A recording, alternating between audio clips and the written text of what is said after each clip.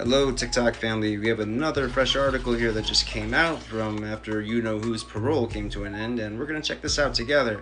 So we're going to start with the title. Gypsy Rose Blanchard breaks her silence as she completes parole over her role in Mom's Schmeth, takes aim at her accomplice. Oh, wonderful. So she's going to go after Nick again. And what do you mean breaks her silence? Does she ever shut up? It's like breaks her silence. She's never silent. So last I checked, there was no silence about anything. She shares everything. She overshares. But that's what I love about her. Oh boy. Okay, in the need to know column, we have some bullet points here. As she completed her parole, Gypsy Rose Blanchard took to Instagram to reflect on her life and to offer one final apology for her role in the 2015 death of her mother, Dee Dee Blanchard. Okay, one final apology. Like, as if she ever really apologized in the first place. And if she did, she's like, well, I'm not going to do it again. Here's my final one. It's just like, no, you should be sorry about this your entire life. And you know what I mean? There should be no limited amounts of times that you're sorry about something. What do you mean one final time? You've never even taken full accountability. You've barely taken a fraction of it. So don't gaslight us with this crap. Again, mainstream media is just, it's not journalism anymore. It's activism. That's what it is. It's just about, you know, getting out the narrative so people can click it, or it's rage bait and people click it anyways. That's what it's about. It's about the clicks. This next chapter is one of healing. Yeah, okay. Is that why you're out getting wasted every night and just having a meltdown in the middle of New Orleans? Yeah, that's such a you know, victim that needs healing. Of growth, yeah, we've seen a whole lot of none of that. Of reclaiming my life, Blanchard vowed. Yeah, can Dee Dee reclaim hers? Can Nick reclaim his freedom? Didn't think so. And who's the cause of all of that? I think we all know. Anyway, moving on with this garbage. She also took aim at her ex, Nicholas Godejohn, who was found guilty of first-degree murder in Dee Dee's death, and as serving a life sentence for the charge. Yeah, unfortunately, sentences should have been switched. I think if anyone deserved the mitigation or the sweetheart deal, it should have been him. I want to also make this point that he told the truth from the minute he sat down in the interrogation room. No lies, no games, no having to deflect, none of that. Nicholas Godejohn from the jump gave them everything they needed to. They solved their case. He solved their case for them. And you know what was great? I don't blame the police for 1 minute on this case. The cops had it correctly. They had all the evidence. They gathered everything in that for the discovery file to be handed over to the prosecution. And, you know, you get to see the police, like, you know, initially, like, kind of playing kid gloves with her because they knew that she was trying to do the same thing with them, put on this little baby voice, I'm just a little kid that doesn't know anything act, but they know that she was, you know, at least adult age. And at, you know, at best as well, it's just like they weren't buying anything because they already had the whole story from Nicholas and they had plenty to, you know, corroborate what he was saying. So they already knew that she was lying repeatedly, and believe me, from what I know about the police, especially when it comes to an investigation like this, they don't like you lying. So, you know what I mean? Nick already had all the credibility on his side, and Gypsy lied through her teeth the entire time, all the way to the very end. So, you know, that's why she was screeching, I need a lawyer, because she thought she was going to be walking out of there. No, she didn't. But I still go and replay it once in a while when I go to that interrogation footage and the cop is just looking at her and she's got this like Pee Wee Herman look on her face and she's just like, she kind of turns into, you know, this little ball of silly putty. And the cop is just like, listen, Gypsy, enough lies. You're done. You're done. It's over. You're done. You hated your mother. It's just like, they knew. They knew. This didn't have anything to do with a boy. This didn't have anything to do with ABUSC. This had to do with hatred for her, for Dee Dee. And the only person that had hatred for Dee Dee, and they had all the forensic stuff at that point, they were just looking through it. They didn't even like do a thorough look through of it yet. They were just looking at just what was said in the last couple of days on their cell phones, and they're just like, Gypsy hated her mother. And they knew right there, like, what her motivation was, who played what in what role. It's just like the cops had it correct. So, you know, I don't want, when I see people criticize the police on this, they're not the ones to criticize. It's the justice system in itself, specifically that court system, colluding with the media and a judge not taking the responsibility and the proper action to put a gag order in place so that way they couldn't release a documentary on this with a false narrative 2 days before the trial. That's one of the most irresponsible things I think I've ever heard when it comes to, you know, a voir dire process. For people out of the country, a voir dire process is a jury selection. It's the process of jury selection. But even though that ship had already sailed at that point, you have 2 days before the trial and they release Mommy and Dearest. So, you know, to me, that's jury tampering.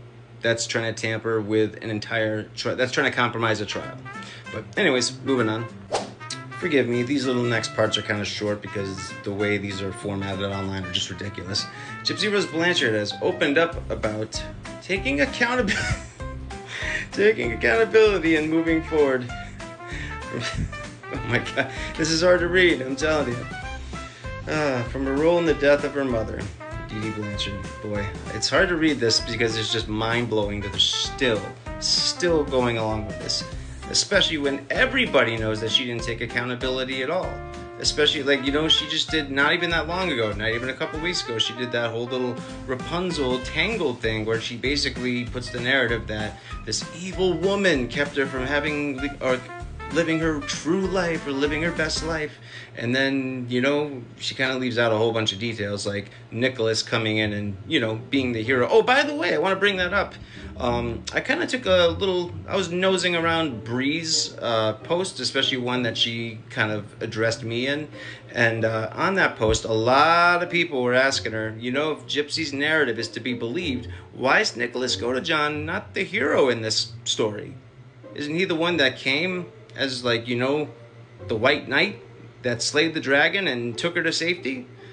If her narrative is to be believed and she had no other way out and she absolutely needed her mother unalived in order to get away from her, Nick came and gave up his well-being, his, you know, fundamental freedoms, basically every aspect of his life for her.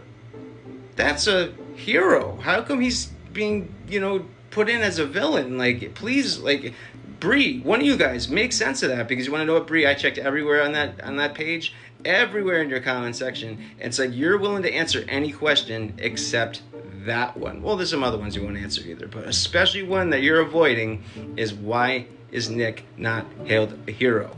You will not answer that. I challenge you to do so, though. I'm challenging you now to give an actual answer for that without deflecting, without bringing up somebody else, without bringing up something else. I want a direct answer to that question, or any of Gypsy's supporters. Why isn't Nick hailed the hero when he's clearly the one that came in and basically did everything he had to do to take her to safety?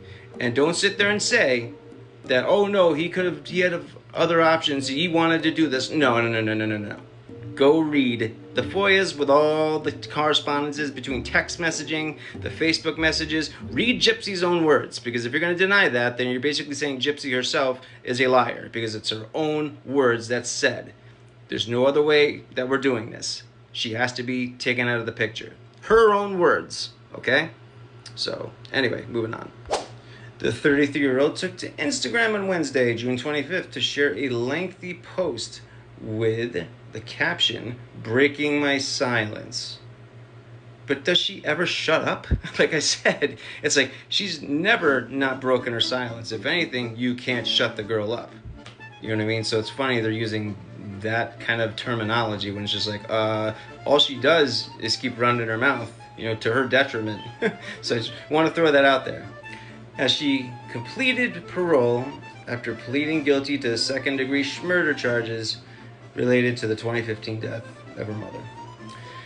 Yeah, that's one of the biggest injustices in our justice system I've ever seen, that someone can premeditate something for over 2 years but still get a second-degree plea. It's like, you know, a second-degree, for those maybe out of the country that don't quite understand our justice system, you know, first-degree murder is usually reserved for people that plan the crime. You know what I mean? Premeditation has to be involved, which in this one, it's one of the most premeditated I've seen. You know what I mean? Usually people that plan something the night before, you know what I mean, they get the fullest extent of the law, sometimes even the schmeth penalty, you know, if it's bad enough. But Gypsy can sit there and not only premeditate this for 2+ years, and she attempted to do it herself. Remember the whole BB pew pew thing? Even though she's walking back on that whole thing now, it's just like at the time, even her own documentaries and her own words, she said she didn't know it was a BB pew pew. She thought it was a real one. But on that, you know, one podcast with Kale, she's like, oh, no. I knew it was the whole time. It's just like, here we go again. You know, I want to recommend TikTok Snitch. If you want to see like side-by-side contradictory comparisons, she puts up a lot of good stuff. So I recommend TikTok Snitch if you want to catch a lot of that. So yeah, anyways, we're going to keep moving on. Blanchard was released from prison in December 2023 after serving 8 years of her 10-year sentence. And her parole ended on June 24th, 2025. Yep, sure did, and she wasted no time going to get wasted. I think she was doing stuff during that. I mean, I kind of had a clue when she was kind of clapping at Ryan from Jazz Fest saying, if you come at me, I come at you 10 times harder. It's just like suddenly her accent changed, her demeanor changed. She kind of looked a little tipsy, you know, tipsy gypsy.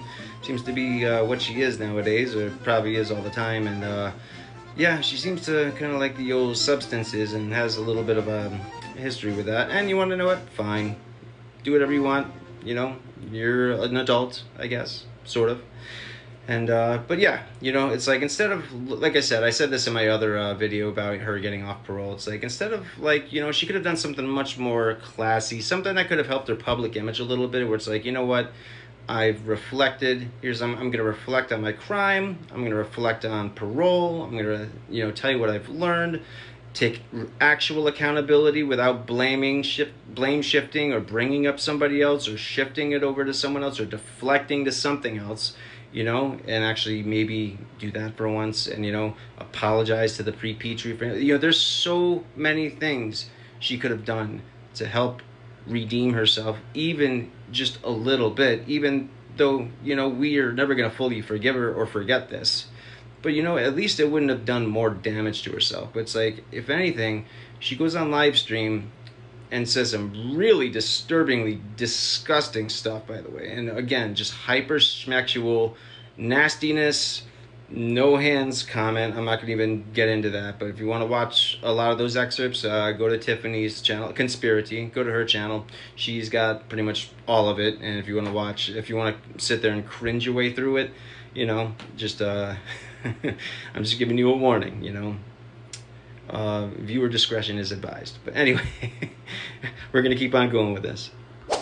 She vowed that next chapter of her life would be one of healing, of growth, of reclaiming my life. Again, she's putting this in there again.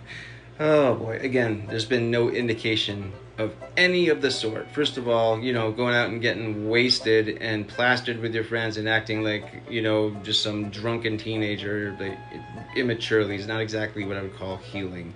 Looks like you're celebrating and partying over the fact that you have absolutely no ties to the justice system or under any watch anymore. And it's like, you know what? That's why I'm kind of glad that Gypsy does what she does. She rage posts. She gets her friends to rage post for her. She basically records every aspect of her life, and she seeks the attention that bad that the rest of us get to keep an eye on her because she has access to a child, which really, at this point, terrifies me. And now that she has, you know, no consequences from anybody, not that she really had them in the first place, yeah, it's like unchaining a tiger. It's one thing that really, truly scares me. Is just, you know, it's like, call me hyperbolic, call me whatever you want. My opinion of Gypsy and the danger, the possible danger, if not the indefinite danger that she poses to the general public, or at least somebody else, whoever she decides to target at the time, is not only very high, but it has depravity levels that are probably, you know, much higher than other people sense in her. I sense very high depravity levels, and I can get into each reason as to why with evidence of her, you know, behavior and patterns. But you know what I mean, that's going to be for another video and another time. But you know, my opinion of Gypsy and how depraved her mind is probably goes beyond the general hater, using her terminology. But, people that are in search of truth and facts is more what I like to call it. But of course, she's never going to see it that way. Quoting her again, "This is freedom, and I'm moving forward with, daily peace and self-forgiveness." Okay, again, yeah, I'm sure you're having such a self-fulfilling journey of forgiveness. You don't even think you did anything wrong. You're like, well, I kind of did, but I kind of didn't. And this person did something worse, and I'm blaming. It's just like, anything she says, it's like, but, however.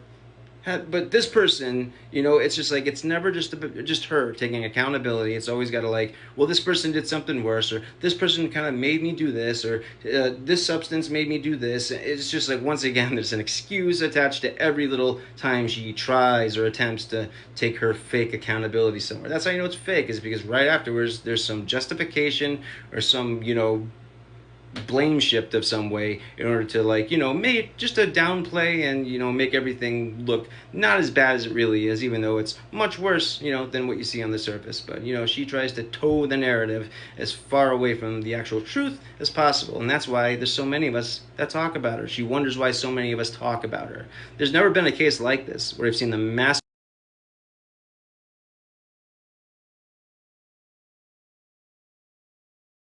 And here we go. I was waiting for this part. Blanchard also took aim at her ex-boyfriend, Nicholas Godejohn, who was sentenced to life in prison after being found guilty of first-degree murder in Dee Dee's death in 2015, and called him deeply disturbed.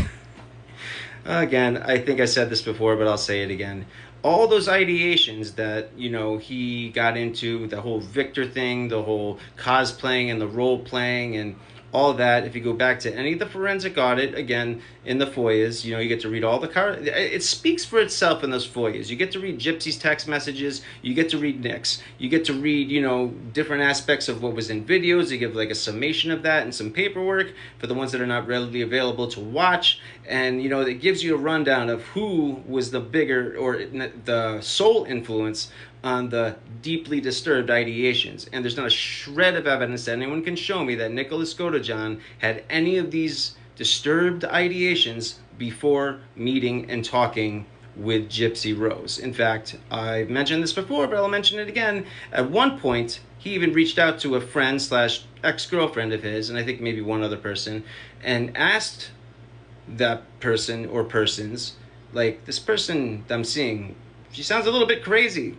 And told them what the situation was, and they said, essentially like, if it's a self-defense kind of thing, which is kind of what Gypsy fed him, like, she's in imminent danger, then it's a different story. When he was referring to, the whole Schmurder part of this, the Schmurder aspect of that, and then he started to kind of like, think about it a little bit, and I think that was part of the grooming process, was Gypsy really putting on the damsel in distress modes, and then on top of that using the love bombing and all the charming of the of the affection and the fake love, and making him feel a certain way that he probably hadn't felt before by a woman. He didn't have that kind of affection, so she was targeting somebody that was very vulnerable. Really went after the vulnerable part of his heart and his mind, and stripped him basically from head to toe, and got him to commit this unaliving for her, and for her own reasons, because we all saw the minute that she had to throw him under the bus, that's exactly what he did. Meanwhile, he did the complete opposite. He threw himself under the bus to protect Gypsy. And I think part of him still does that to this day, because he still, at least from what I know, maintains that there's stuff that he knows that he's going to take to the grave with him. I'm hoping that he's going to have or has had some kind of an awakening, especially since that he's probably had the information by now that she had long moved on since him. She'd been married once already. She'd been engaged to Ken once already, and she just had a baby with him. It's like, if Nick's got some thought in his head that Gypsy's eventually going to reach out to him or come back to him, I'm hoping he becomes even scorned enough to just be like, you know what, I'm not protecting her anymore. And maybe he's at that stage now, but the lawyers are just like, listen, let's get through the writ of habeas corpus and exhaust all of our appellate options and our legal options, and then, you know what, we're going to take to the media, we're going to take to the public, and then we're gonna, campaign ourselves that way. Kind of like what they did with the West Memphis 3, if anybody's familiar with that case. Same kind of thing. It took the public to get that case straightened out. And I'm thinking it's gonna be similar, because you want to know what? The same people that perpetrated the lies and the misinformation when it comes to the Munchausen by proxy narrative and the whole victimhood complex of Gypsy, I think it's going to require the mainstream media, because they're the ones that perpetrated this, along with the lawyers. It's going to take them to undo this damage and finally advocate for Nicholas. So that's why, it's another reason, it's especially why I continue to speak out about this case.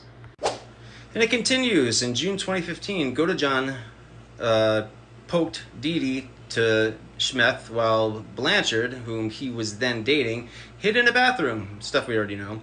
His attorneys had argued that he was manipulated by Blanchard, 100% true. A victim of Munchausen by proxy, 100% not true.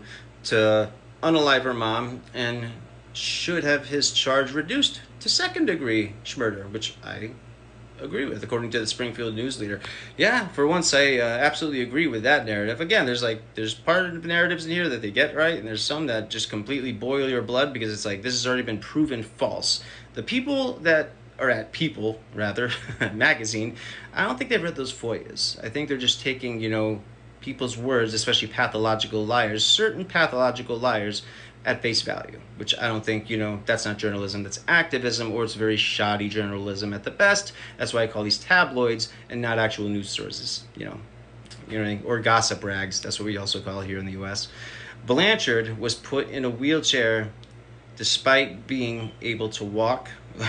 Again, here we go with this. Forced to take medications she didn't need, and had her head shaved in an effort to convince loved ones in the community that she was suffering from muscular dystrophy, leukemia, and other ailments. Again, just repeating basically all the scams that she was taking part in, and reiterating the whole act, I guess you could say. That's basically stuff from the act.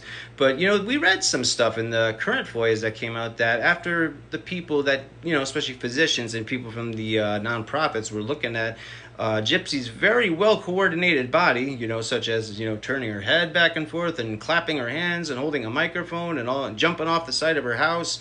That's somebody with muscular dystrophy would not be able to do that. They can barely feed themselves or turn their head or lift their arms, let alone do everything that she was doing. So you know what they did?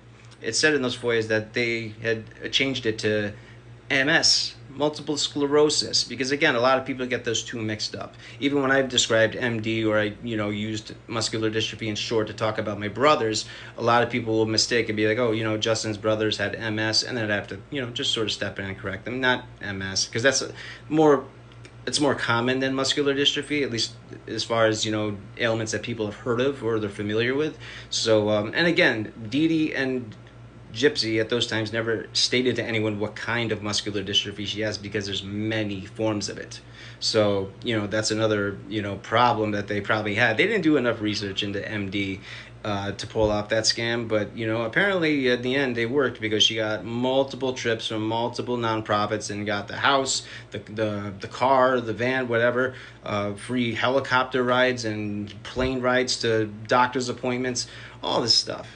So it's just like, at the end of the day, even though they were sort of like being, caught onto by certain people, it wasn't enough, because again, it's just like, you must really have to be sure that someone is pulling off a scam before you take a chance in possibly accusing somebody falsely that actually is suffering of, basically malingering or maligning, as they call it in the medical field.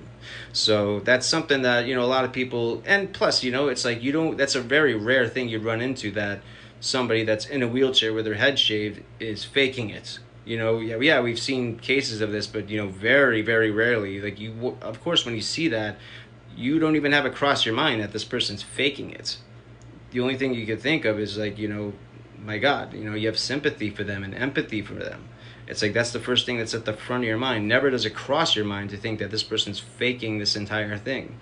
And even if there's something that seems a little bit off, it's like, you even try to rationalize that to yourself. There must be something, that's just not being said, or there must be some information we don't know, but I'm not going to jump to any conclusions. You could easily see the girl still suffering because she was able to pull off that, act very well. So I'm pretty sure when, like I said, when it was time to change the narrative or time to correct the narrative, when people were getting onto them, I'm sure Dee Dee and Gypsy especially had something ready to go in their arsenal of lies to keep the con going. But, that's just, my take on it. I think there's pretty good evidence of that. But anyways, moving on. Godejohn is currently serving his sentence at the Potosi Correctional Center in Missouri, per the Springfield News Leader. In August 2022, he appeared in a Greene County courtroom asking to set aside his previous conviction and order a new trial on the grounds that he had ineffective counsel in his trial, which I would agree with that. I think Becca Scoops and Mitch would have been a better team than his actual lawyers. And I'm not kidding, by the way. It's not a joke. I actually believe, based on their research alone, just from, everything that I've seen them, put out there on their channel, they would have done a phenomenal job. According to the Springfield News Leader, the following year, in March 2023, his motion to vacate, set aside, or correct judgment and sentence was denied, local media outlet KY3 reported.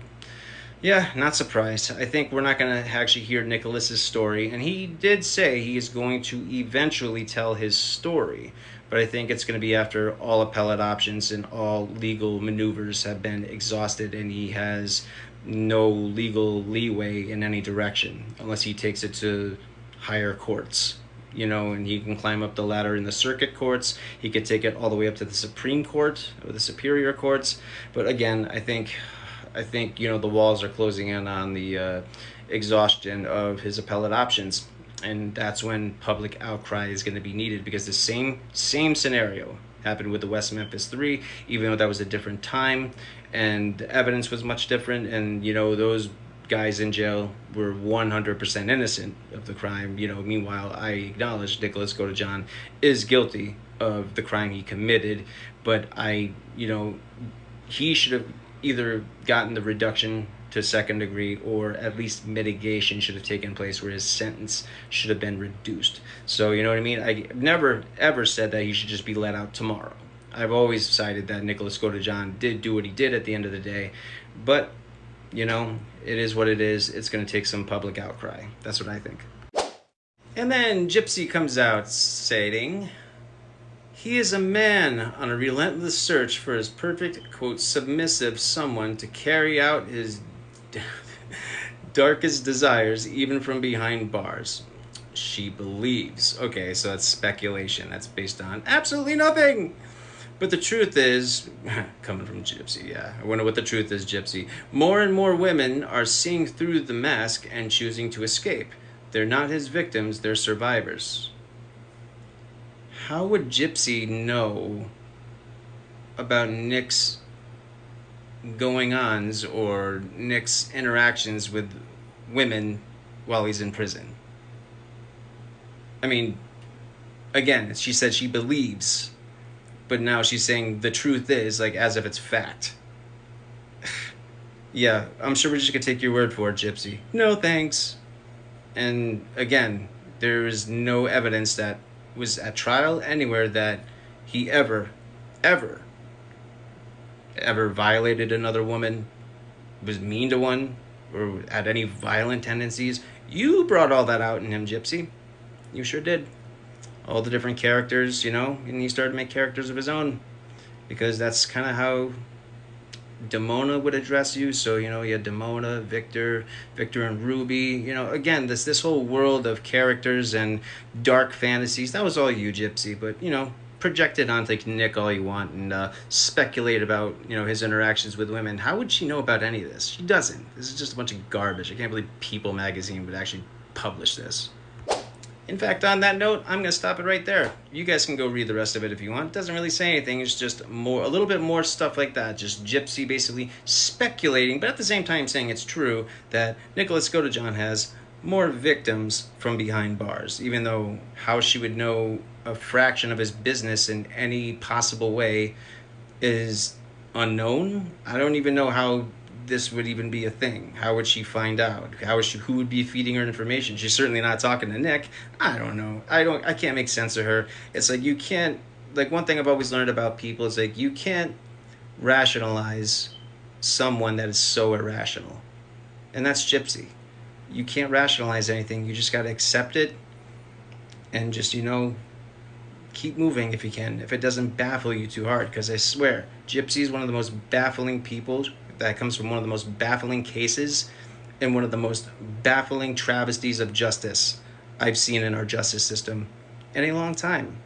And I think one day, somehow, some way, especially with the outcry of content creators and the public at large, will finally make a difference and expose this case and Gypsy for who she really is. But what do you guys think of this?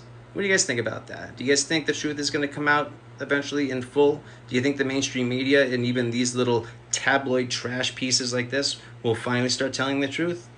How much faith do you have? Me, not so much. But I think it's going to get to a point where she's going to do something so ridiculous. Not that it hasn't been ridiculous already, but she's going to continue to do something bad enough where they just can't cover for her anymore. They're going to all turn on her unanimously. I'm waiting for that day. But so let's talk about it in the comments. What do you guys think?